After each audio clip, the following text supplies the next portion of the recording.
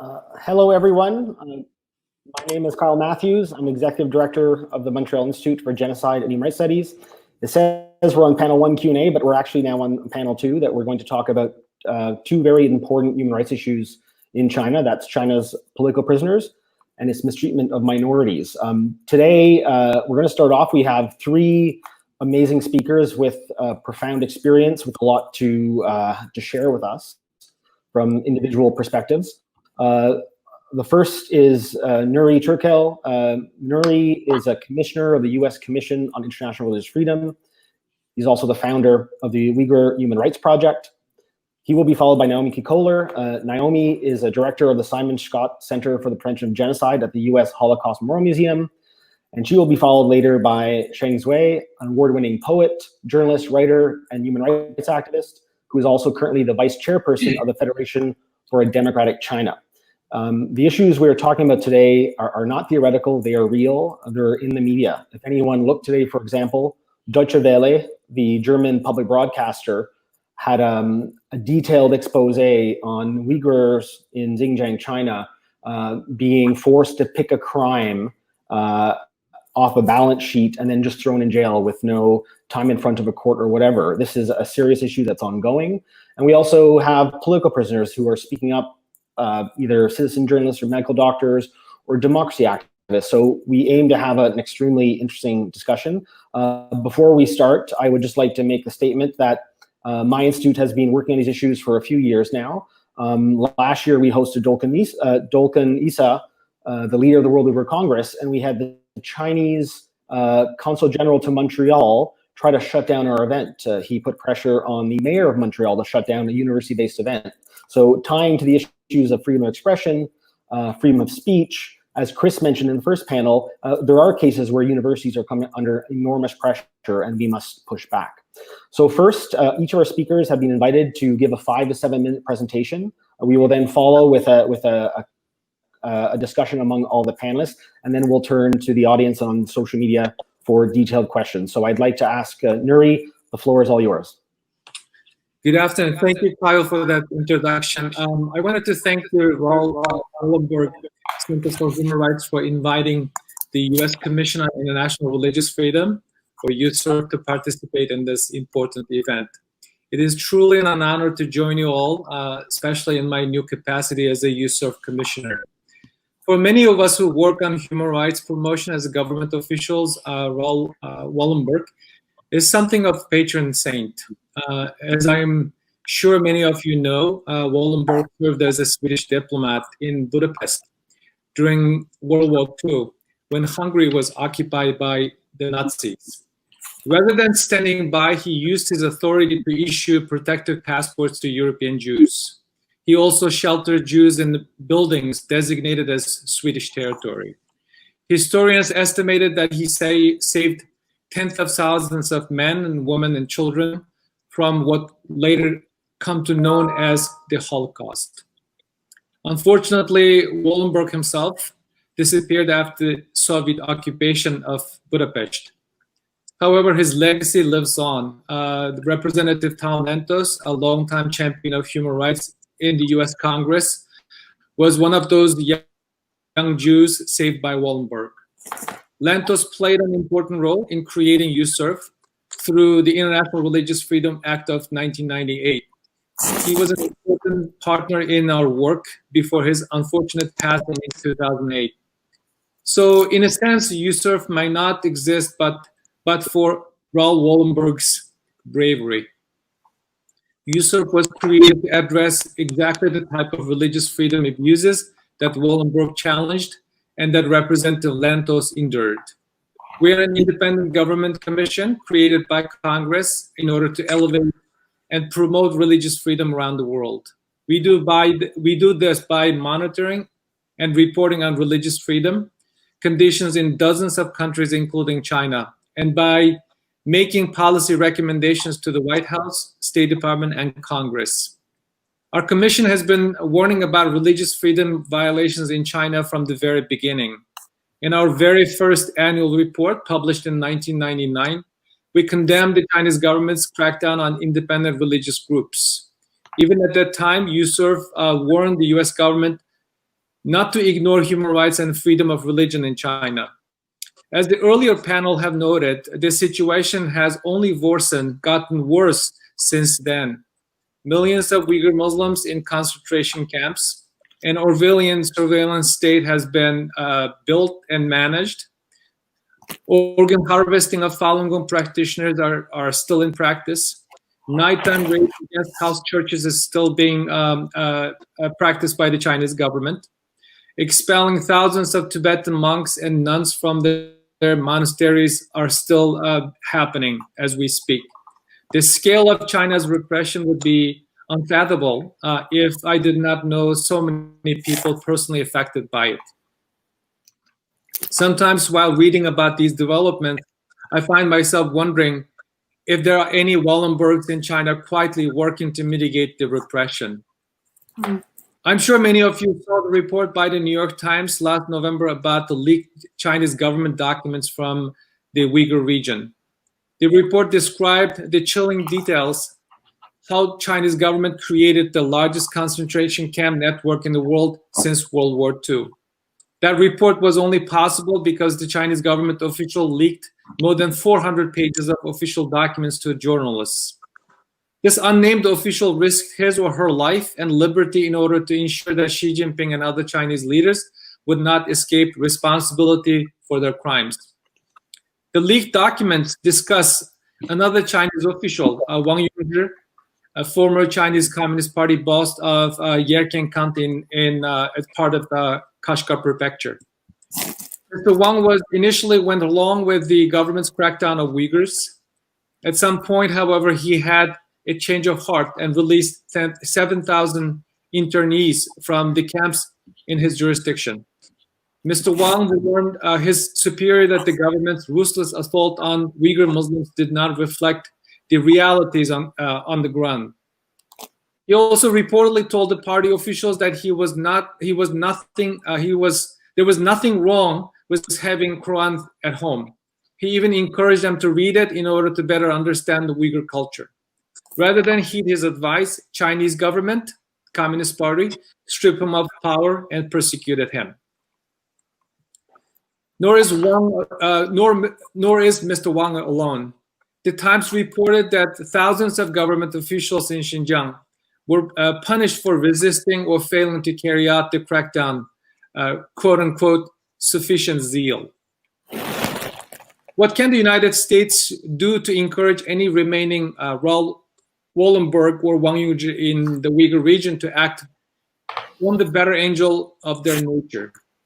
One approach would be to impose financial sanction and visa bans under the Global Magnitsky Act against those Chinese officials responsible for the mass internment of Uyghurs and other Turkic Muslims in the region. Fortunately, the Uyghur Human Rights Act, which Congress passed last month, directs the administration to do just that. I urge President Trump, Treasury Secretary Mnuchin, to put two names on top of that list. First, Chen Quanguo, the current Communist Party Secretary in Xinjiang and former Secretary of Tibet. The second, Zhu Hailun, the former Xinjiang Political and Legal Affairs Commission chief, who happened to be the key architect of the concentration camp system. Doing so will send a message to the anonymous leakers and other Wang Yongzhis in the Chinese bureaucratic system, who would be willing to risk their lives and who will not be doing so in vain. The world will hold these responsible for those crimes accountable. In addition, it's incredibly important that we try to document the actions of lower-level Chinese officials. We need to keep track of those who committed abuses and who resist. The State Department's Office of Global Justice, Criminal Justice, and the Holocaust Memorial Museum are well positioned to act as research hubs for this effort. Perhaps one day this information will be used in trials to hold those responsible for these crimes against humanity accountable. History will remember who stayed silent, who took a stand against the Communist Party's war on faith. We have to make concrete progress during the past few years, but that is not enough. It will take many more years of long, hard work to see justice for the Uyghur people, Tibetan Buddhists, Christians, and Falun Gong practitioners in China. As we do so, we should never forget the example of Raoul Wallenberg, who provided that one person can make a difference. Thank you very much for the opportunity. Thank you very much, Nury. That was a powerful presentation, and I'm glad you mentioned Wallenberg. Talk about the power of individuals to make a difference, and I was really left feeling your comment. Are there any Wallenbergs in China? And I'm sure there are. No doubt there have to be. I would like now to ask Naomi Kohler of the U.S. Holocaust Memorial Museum to take the floor. Thank you so much, Kyle, and thank you for all of the organizers for today's incredibly important conversation. And it's a real honor to be here and to join my fellow panelists in the conversation. As an institution, the U.S. Holocaust Memorial Museum seeks to do for communities today what was not done for Jews during the Holocaust. And in the course of the work that we do, one of the hard lessons that we grapple with is that often the resolve of those who are intent on perpetrating crimes is often far greater than those who seek to stop them. And I think that when we're looking at the reality of mass atrocities that are being committed by the Chinese government, that is very true. And it's one of the really challenging aspects of trying to determine what a course of action is for responding. I think for us, we start from the premise of trying to acknowledge and give voice to the survivors, to Nury and others who are living the reality and the consequences of what we believe are crimes against humanity that are being perpetrated by the Chinese government against Uyghurs and other Turkic Muslims. And to those who at great risk to themselves and their families are choosing to speak out. And very much appreciate the emphasis that Nury put on the heroic people within China, within the Chinese government, who recognize that what is happening is not right. Part of the important lessons that we have found from the Holocaust and through the physical space of the museum and our online exhibits, which thankfully you can still access right now, try to share, is that it is so often the individual leadership of key people who are able to help change the course of action, but usually only when in conjunction with allies and partners elsewhere that are working to help put a spotlight and elevating not just the attention, but also changing the incentives for the actors who are perpetrating the crimes. And that's where I think right now a lot of our energy and focus has to be looking at how, in addition to the tools that Nury mentioned, can we be doing that for the Uyghur community and for others. One of the great challenges we of course face is the access to information. And often that is expressed as something that is inhibits our ability to act. I think we need to interrogate that, and I think the first panel and even Nury kind of spoke to this, and it's been documented. There is actually a lot of information about what is happening to the Uyghur community and to others. It's remarkable when you think of what is available from those who have left and who've able to share their stories once in exile. It's also remarkable when you look at what the Chinese government itself has said, and when they have explained the rationale for, as Kyle said, the detention of people without cause, where there is references to some form of a justification. It's quite clear that that reinforces a narrative around what we argue could be persecution. I think one of the things that's really important to acknowledge when we talk about this, and maybe just to kind of give the sense of perspective, is that we are looking at the mass detention of a people, not just on the basis of their religion, as Nury said, but also their ethnic identity. And that when we think even about kind of where MIGS is based in Montreal, you know, if one was to really take a step back and imagine that we're talking about the entirety of the population of Montreal that is either in some form of detention or extreme surveillance. It has been in detention at some stage. That's how stark the challenges and the situation is. Yet, if it was any other country that was committing crimes on this scale, this would be the issue that would be before the Security Council on a regular basis, before the Human Rights Council, the General Assembly. We would be seeing not just every now and then news articles, and I really commend the journalists that have been covering it, but really I believe this would garner far more attention than it has.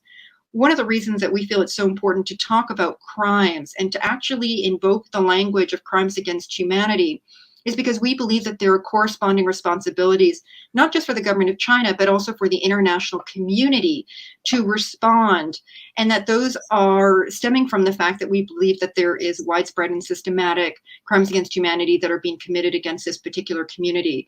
One of the efforts that we're trying to undertake is to continue to advance that legal analysis and make that available, as Nury said, to help form the basis for future engagement by not just the Uyghur and Turkic community, but also from the broader international community. We know that perpetrators often use and try to find some sort of rationale for their crimes. Another aspect of our work is trying to examine and interrogate some of those rationales, including this notion of fighting terrorism, eradicating poverty, and recognizing that those are not by any means any form of justification for the scale and nature of the crimes that have been occurring, of the mass detention, forced labor, discriminatory laws, high-tech manners of surveillance that are reinforcing those violations of rights. One of the things, maybe just kind of in leaving to reinforce the point that Nury made around accountability and our hope and belief that there will be a time when those committing these crimes are held responsible. Sometimes there is a misunderstanding around just what exactly crimes against humanity are. Often in our work, there is a perception by some that only genocide are crimes that merit attention from the highest of possible courts, be it the International Criminal Court, tribunals that have been stood up. It's really important to recognize that crimes against humanity alongside genocide were very much born out of the Nuremberg process coming out in the aftermath of the Holocaust. And the gravity of those crimes, the seriousness of those crimes are of such import that we don't want to further kind of perpetuate the idea that they are of lesser importance to the crime of genocide. And so our hope is that by also articulating quite clearly the crimes that are being committed, we help to also advance the effort from a legal perspective to hold perpetrators accountable, but also to urge governments to fulfill their obligation to protect vulnerable communities, and to the Chinese government to stop the commission of crimes against humanity.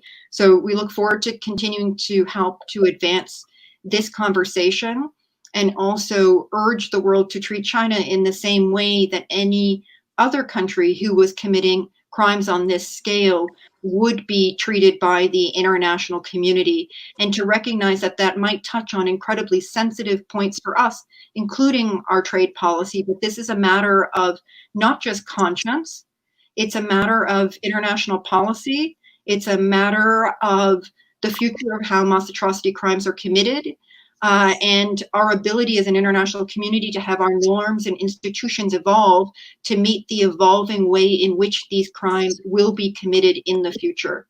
So thank you for this opportunity, Kyle. Thank you very much, Naomi. Very detailed analysis, and very interesting to hear the thoughts coming from the Genocide Prevention Center at the U.S. Holocaust Museum on this important case that's before us. I would now like to ask Sheng Xue. I apologize if I didn't pronounce your name properly, Xue, but I'd like to give the floor to you and have you also talk a bit about the political prisoner element of this panel. Thank you. Thank you. Yeah, it's my pleasure to talk about this, especially in this kind of timing. 2 days later, it will be the 18 years that Dr. Wang Bingzhang was kidnapped by the Chinese government back to China from Vietnam and sentenced to life and imprisoned in solitary confinement. Dr. Wang Bingzhang came to Canada, studied in McGill University in 1979, and obtained his PhD degree in medical. And he started the Overseas Chinese Democracy movement in 1982, he was kidnapped by the CCP from Vietnam back to China in 2002 and sentenced to life. His brother, who lives in Mississauga, told me that the family in Canada has not received any information from Dr. Wang since the outbreak last December in China. And yesterday, I received the letter from Wang Li, the letter from Wang Li, who is Wang Zhang's wife. Show you Wang Zhang. This is Wang Zhang's wife, and she asked the international community to rescue his husband. And this is their 4 kids. And she asked because she said that 10 days ago, more than 40 police officers came to her family, and more than 20 policemen guarded the door. And another 20-some police broke into the door and pressed Wang Zhang's head onto the ground. And some police also held down 4 kids and their grandma. The police wrapped Wang Zhang's head into a black bag and handcuffed him and dragged him away in front of the 4 kids. And his wife has no any information from him then. And Wang Zhang is a talented poet and a writer who refused to operate with the tyranny and also write about the truth of the pandemic. People may know that hundreds of Chinese human rights lawyers have been seriously persecuted. Many of them were tortured and given unknown drugs. However, you may don't know what will happen if you help those lawyers. A Chinese medicine Dr. Zhao and his wife fled to Canada from China last October and lives with us now. He helped and treated some of the human rights lawyers. As a result, all of his business licenses were cancelled by the government, and several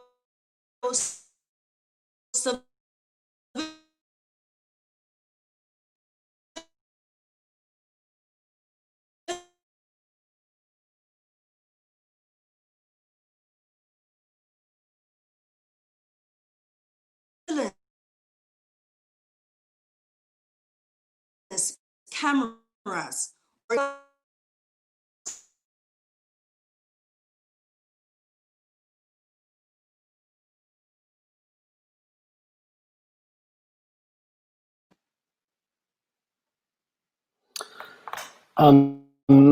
Sheng Xue, I believe we've had you freeze for a second, so we're going to ask you to try to rejoin us. members.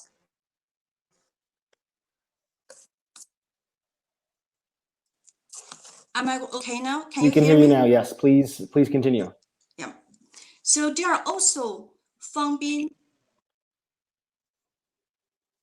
Can you hear me?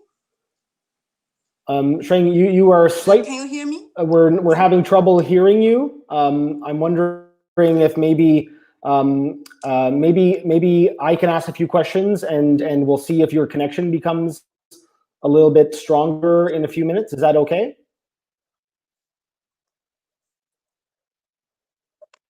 I have backup. You to use my because I am using my iPad and I noticed that some problems, so I can use my cell phone to continue. So if you want if to, you can see me. yeah, we can hear you, but it's very choppy. So maybe we'll ask you to We can hear you now.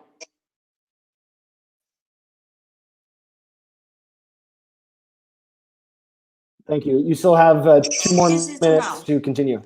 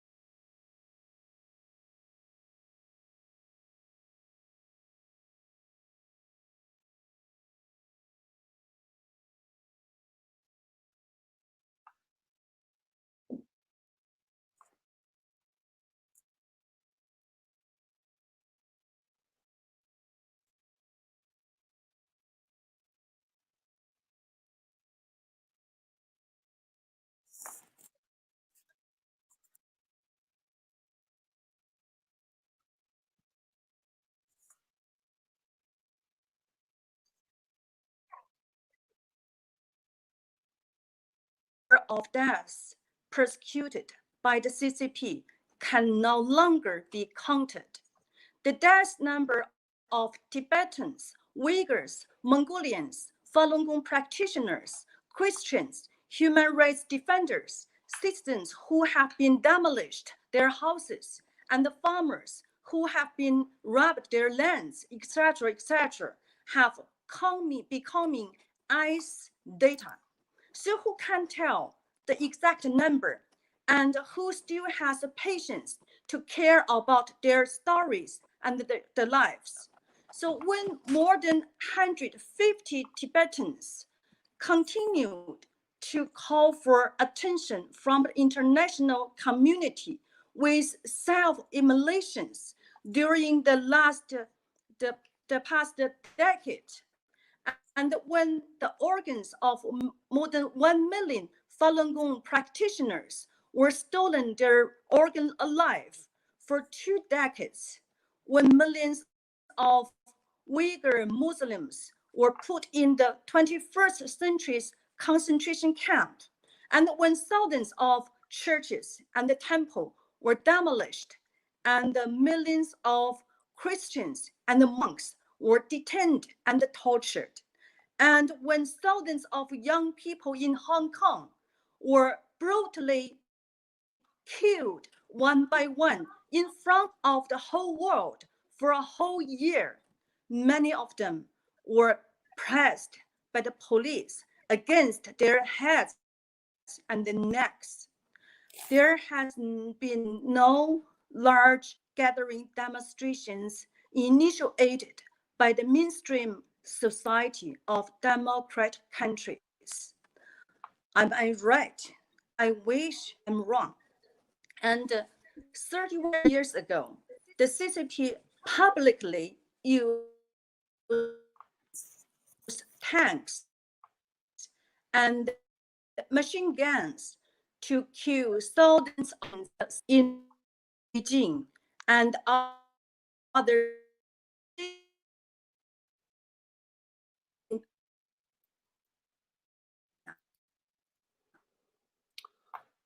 Sorry, Xue, I think we're having trouble hearing you. So if it's okay with you, I'm going to start asking some questions to get a general discussion going with everyone. And hopefully we can have you connect with us in a second. So I have a general question or a comment, and then I'd like to see who could, Nury or Naomi, or Xue, if you could answer this question. There has been a lot of interest to have economic ties with China. In Western countries, in Asian countries, they see it as a great place to make money, but at the same time, we're starting to see more stories emerge about companies that are trying to set up shop in China that aren't quite aware that there are atrocities or crimes against humanity taking place there, as well as political prisoners. I'm wondering, from your perspective, what role should civil society actors be doing, as well as media, in trying to raise awareness about the dangers of economic integration with China when there are actual real cases of crimes against humanity taking place? Should I start? Yes, please, Nury. Initially, when China brought into the global economic system with the help to develop their technology, education system, the world believed that China will be one of us. Obviously, that didn't happen. Instead of using that economic power, diplomatic influence to join join the democratic system or reform their political system, China has been using that very power, very influence for political repression. Not only that, the slavery is brought back by the Chinese authorities as part of the effort to engage in this human engineering that has been described by policy experts, China observers. With that, China effectively polluted the global economic system, supply chain. The United States government has done several significant things since the forced labor issue come to surface, including banning certain products, certain companies, including to add the Chinese entities to Commerce Department's entity list. So the business as usual cannot continue. It's past time for action. The individuals working for these global companies, especially in the technology sector, need to speak out. They need to take a position, and they need to use their position to pressure those companies, either wittingly or unwittingly aiding the Chinese state to not only build the current the surveillance state and political repression apparatus, but also need to find a way to stop it. At the end of the day, Chinese government pays attention to where their interest lies. One, their global image, the global calling them out for their repressive policies and ghastly human rights abuses is one way to do it. And then the second is that we need to look into their economic interest as the way that the current administration, the US government has done with a number of executive decisions that we have been seeing since last year. Thank you, Nury. Very fascinating. Would anyone else like to comment on this? I'll just quickly, jump in, Kyle. I think you raise a really important question. It's 2020. Our ability to understand the interconnectedness of our economic system with countries where gross human rights violations are occurring is incredibly sophisticated at this point. And I really commend the organizations that have been documenting the supply chain issues that pertain to the production of an array of material in Xinjiang. It's humbling when you think that, a large percentage of the world's cotton, a lot of the material that we are wearing every single day is produced in Xinjiang. When you look at the pressure that some of the corporations have come under, Nury talked about how recent US action has attempted to restrict the ability of some of those entities to both receive assistance but also do business in the US with a greater scrutiny. It's also important to look at the implicit impact that greater scrutiny from civil society, as you noted, and the media has on how large corporations are doing some of their business. Just today, in the last few hours, the Wall Street Journal published an article about the CEO of Volkswagen. And he's been, his role has been changed and somewhat demoted. And they note that one of his perceived leadership failings was that when Volkswagen came under scrutiny for the existence of a production plant in Xinjiang, his answer was that he was not aware of the human rights violations that were happening in Xinjiang, which led to a massive global outcry and considerable additional scrutiny and attention on Volkswagen, and has had some of the impact of forcing other companies to be more transparent about what they're doing in not just Xinjiang, but in China, some to evaluate and pull out and change some of their production behaviors. And it's also had an impact in shaping how some consumers think about how they would like to have their funds used. And in some ways, when we're faced with the reality of a government that is protected in a manner through the Security Council, through its status as a peace free, and whereby the economic ties, including through the Belt and Road Initiative, are just so strong and pervasive, which helps to prevent any real sustained and coordinated international action against them. In those spaces, it is what we tend to think of as being kind of track two and other forums where change happens and where it is kind of necessitated. Governments have an important role to play, and I think we've seen some interesting innovation in that in terms of especially looking at dual use technology and research and design that's undertaken in the West and the kind of interplay with China. But I do think this is a moment where we have to be incredibly creative as a kind of international civil society to think about other avenues to increase the pressure on China in a way in which they'll feel it and ideally be compelled to change behavior. Of course, that's one of many strategies that need to be taken, but I would argue, given the uniqueness of China's status and power and how it wields it in a way that silences some of the traditional actors, i.e. states, behavior, we need to really be thinking in a much more creative way about how to engage. Thank you, Naomi.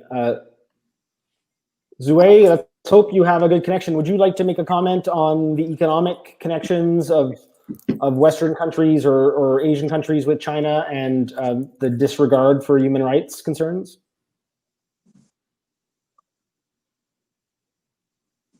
Xue, can you hear me? Would you like to make a comment about this issue?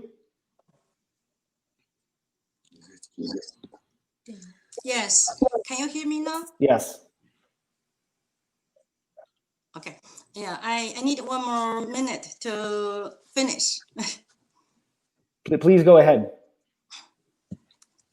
I don't know if I am attacked because I prepared for 2 equipment, but both are not working well.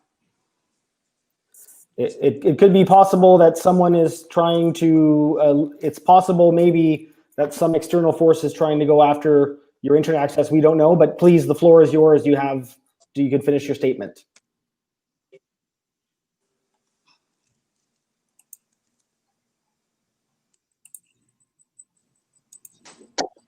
I don't know what I can do, but since it's okay now, I want to finish. Yeah, China, 1.4 billion people have not become free people, but have more become slaves and weapons of the CCP, and there are such Chinese people all over the world now. And during the pandemic, these people played a big role in lighting the world to the power of CCP. And when CCP copied the outer shell of democracy and stolen our and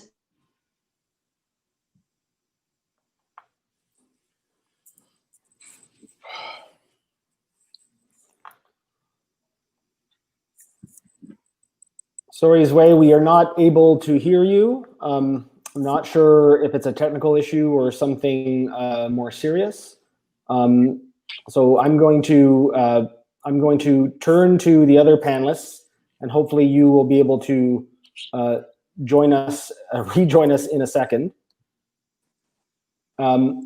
So despite those challenges, I would like to ask another question. We were talking about but interesting ways to pressure China to stop persecuting the Uyghurs, to stop imprisoning dissidents or those calling for democracy.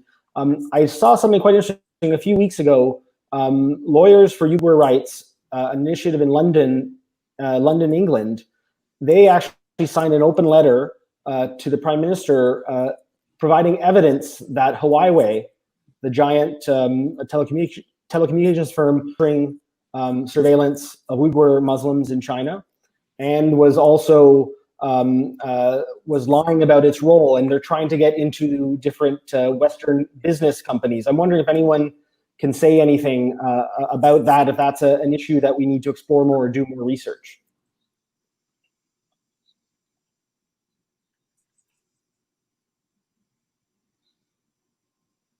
Would anybody like to comment about that?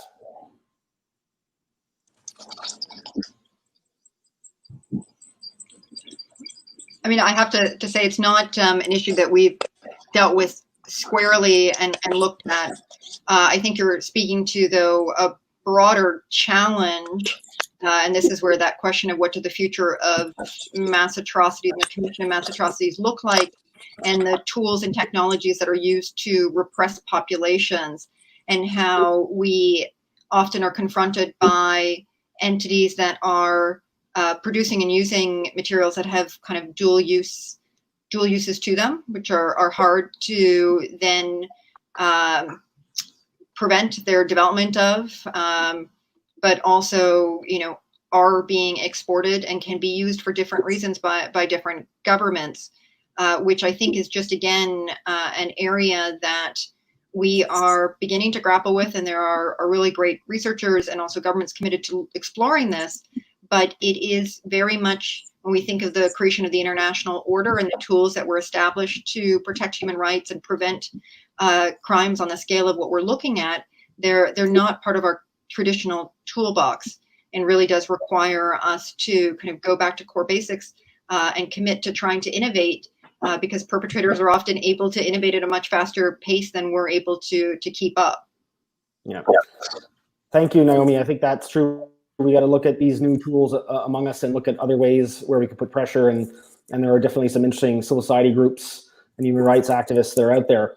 I'd like to ask Nury a question. Nury, you wrote, just published, I think yesterday or the day before, a pretty interesting essay in I believe it was Time Magazine or Newsweek. Pardon me if I got the video wrong, but you talked about the implication of the Uyghur Human Rights Act, something that just passed by the U.S. Congress.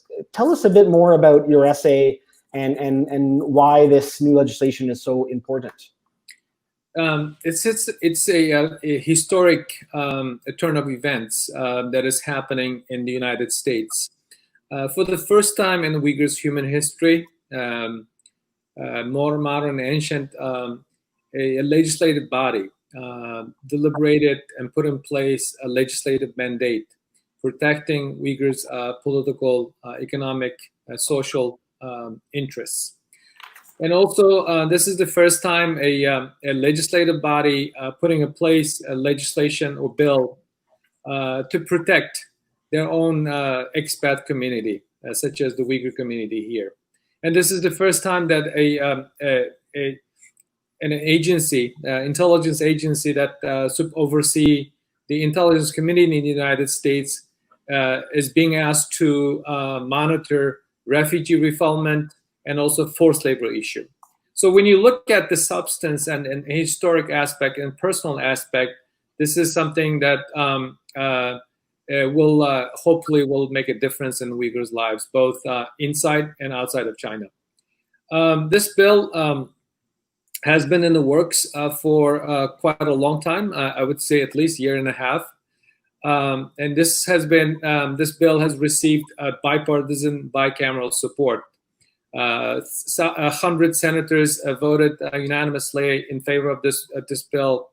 413 members of Congress voted in favor of this bill, and now it's just waiting for President to sign to make it become a law. Once it's implemented, there's several things will happen. One, the Uyghur issue will become a part of the U.S.-China dialogue. The bill directs the U.S. government to update the Uyghur issue in the U.S.-China relations. And also this law directs the executive branch, the President of the United States, to implement the global Magnitsky sanction on those officials and entities who are responsible for the atrocities being committed against the Uyghur people. And this law also requires the State Department to prepare a report. So when you look at the substance, this will address the most pressing issue, the concentration camp situation, the ongoing cultural genocide against Uyghur people, the mass surveillance, diplomatic and China's misuse and abuse of its diplomatic influence to request governments to refall or repatriate refugees. And also, one of the most jarring things happened to the Uyghur people, particularly in this country, is the Chinese government's attempt and efforts to harass, intimidate, in some instance, trying to recruit Uyghurs as their informants to monitor, report the political activities. So I, on a personal level and on my official level, capacity, I'm grateful to the United States Congress for making this happen. And also, at the same time, I urge the Congress to pass the other two bills, particularly the one designed to address the forced labor swiftly. And in the meantime, I urge the president to sign this bill and designate China's officials and sanction them under the Global Magnitsky Act as soon as possible. Thank you. And I think that this this act that's has to go to the president to be approved. I think that's something that other members of parliament, other legislatures across the world should look at.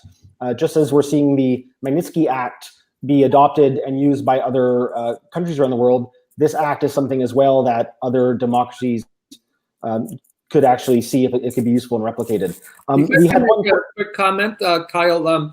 The United States is not the only country that has a similar legal tool. Mm-hmm. Canada has one, UK, other countries in Europe.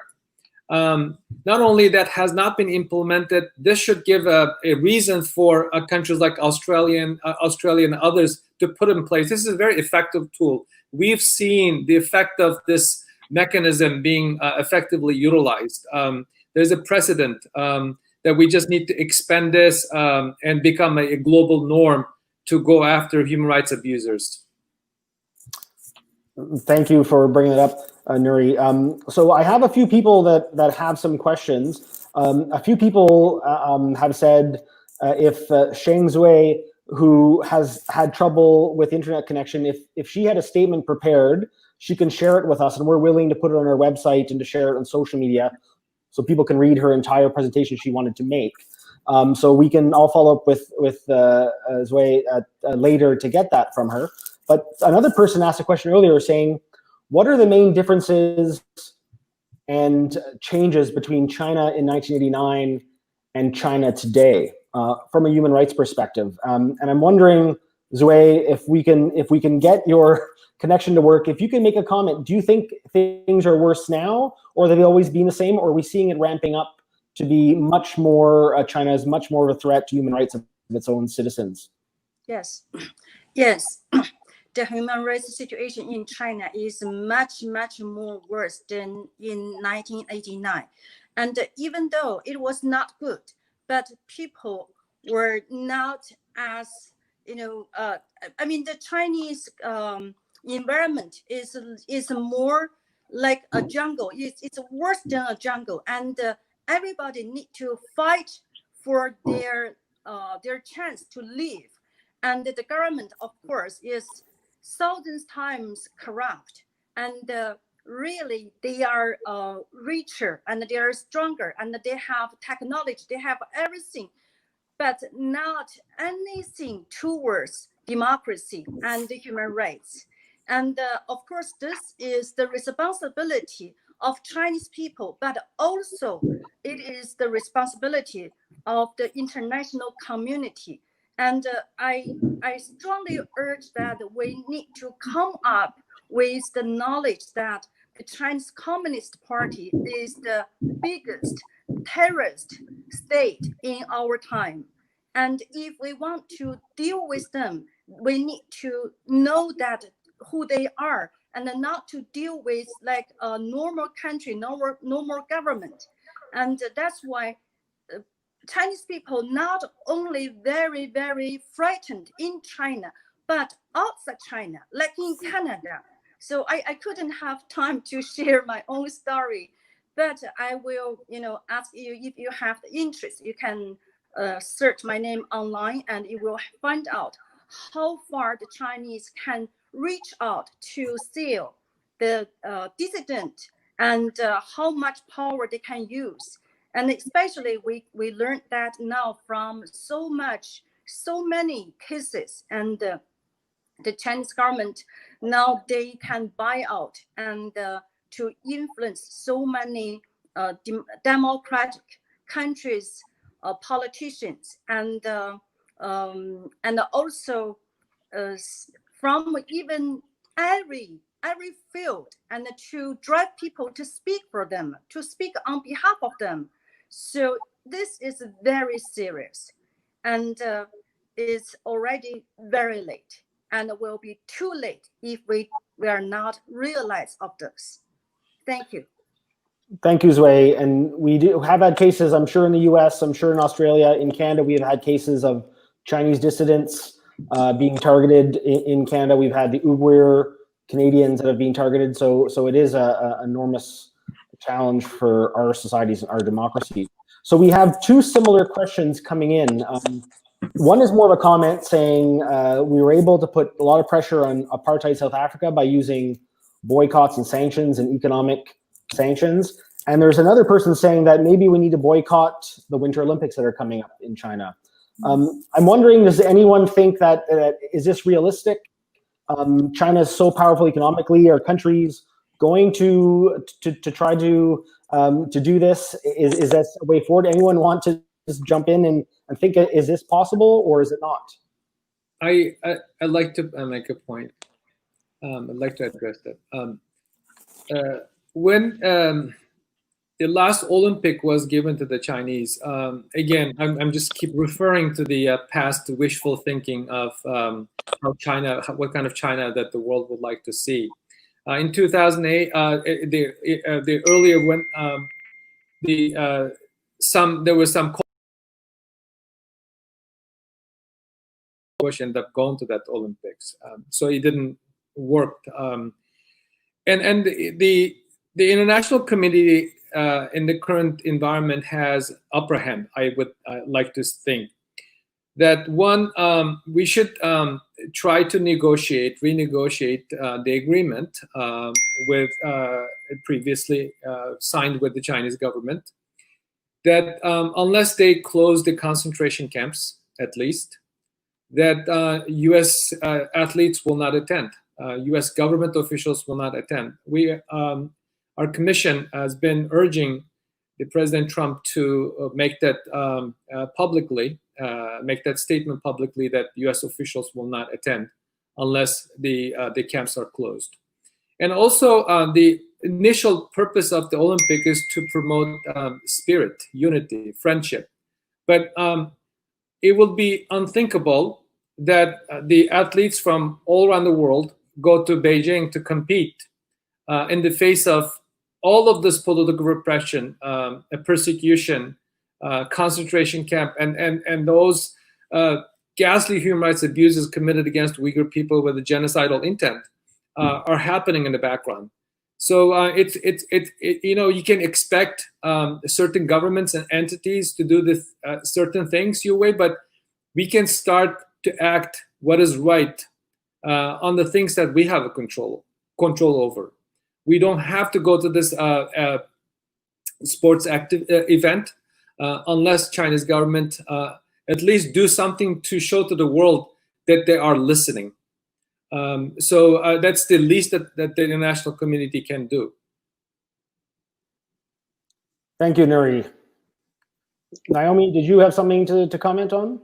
Yeah, I mean, I think it's really instructive and would be useful to take a look at the 2008 campaign, Dream for Darfur, which was undertaken specifically to try to target the Chinese government around its actions pertaining to Darfur. And there was a very creative and innovative approach that was used to target corporate sponsors to the Olympics, engage individual Olympians, as you mentioned, encourage some of them to consider whether or not they would attend and participate or not. And also find different ways to bring together in a solidarity movement survivors of genocide from around the world to lend their voice. And that was a situation where they were looking at the actions that China was having abroad in support of kind of supplying oil to the government of Sudan and elsewhere. And I think it's an interesting case to examine now to look at in terms of impact, but also recognize that in some ways the challenge is even greater at this particular point. But it also makes it all that more important to be thinking and evaluating the very question that you raised. I am conscious that, you know, in the midst of the terrors in Argentina during the military dictatorship, there was a kind of commission of inquiry of sorts from the Organization of American States that went in the midst of the World Cup. And as the members of the commission were touring a particular location, which was a horrific torture site, but had been essentially kind of cleaned up for the purpose of the visit, they could hear in the background, you know, the games that were going on for the World Cup. And that in the aftermath, the survivors of torture recalled those moments whereby the world was focused on Argentina, and Argentina was striving to rehabilitate its image and legitimize its image while its people were suffering acutely. And I think that we really have to wrestle with what the moral harm will be at this particular moment. I do think it's one that is of such a significant nature that we really do have to interrogate how you can allow for millions of people to face crimes against humanity and endure crimes against humanity as we come together to celebrate something that is supposed to mark a moment where we celebrate humankind and solidarity of people. So I think it's a really important question that you pose, and I think there's some interesting case studies that we can look at to move backwards. I think it's also one of those challenging moments where the question around the difference with Tiananmen Square and today, and even the question of the 2008 campaign and today, you know, obviously China has learned that it should not, although even in the case of Xinjiang this has happened, mow down people in the streets. And again, that has taken place with protests in Xinjiang. And they have reverted to behind closed doors, committing large-scale crimes against humanity. The other things that have changed that would change the effectiveness of some of the strategies that you were suggesting is the efforts that China has made, especially in the last 10 decades, towards its place in the world through becoming an active and important player in UN peacekeeping, increasing its funding to the UN system, putting key officials in key positions within the United Nations, deepening the economic ties that have been discussed at length already in the kind of various conversations. That isolates itself from criticism and raises the cost significantly to some of the actors taking the type of actions that you were talking about, be them state or also non-state actors. So we really have to kind of go in with a pretty clear and sophisticated understanding of what the challenges are and recognize that we might be seeking to advance a number of different goals. I think that those goals each have merit and need to be considered and advanced. I think we also, with some humility, have to recognize that part of the argument that the Chinese government makes, especially around terrorism, feeds off of an international narrative, and a narrative that in many ways has been shaped by Western governments, including the United States, including Canada, around tackling a war on terror and restrictions of civil liberties at home. And, you know, we have to really kind of wrestle with the contradictions then. They're vastly, in some ways, different and in other ways not. So there is an interrelatedness to some of the challenges that are kind of present here. And I think it's really important that you kind of elevated and raised those points and the point from the audience. Thank you very much. So we're approaching the end of our session. So we're going to have to end it here. There were 3 very important questions. Maybe if those of you would like to, we are having a Twitter chat online. So if anyone after this that can ask that, of course, we don't have time to answer, but people ask questions about why isn't Western media talking more or having more articles about human rights abuses in China. There was another question about how there were some reports that Uyghurs were being forced to work in Western factories as slaves. So why isn't there more pressure on Western companies operating in Xinjiang? And there's been a last question about what can the Muslim world do to stand up for their fellow brothers and sisters of their faith who are in China? So those are 3 questions we don't have time to answer. But I want to thank all of you, Xue, Naomi, Nury. I want to thank you for joining us, and I'll ask you now to leave the stream. And because we have the other panelists on standby, and I believe Erwin Kotler is the odd man out. He's waiting for us to leave so that he can get into the stream. So thank you very much. And as I repeat, this is going to be broadcast on CPAC, the Canadian Public Affairs channel, at a later date. So we will, you will be able to watch this again if you'd like to. Thank you so much. Thank you all. Thanks.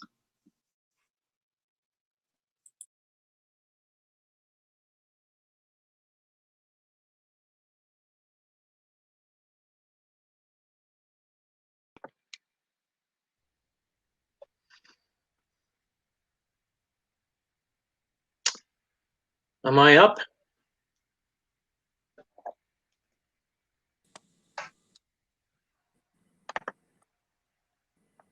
Erwin's not here yet.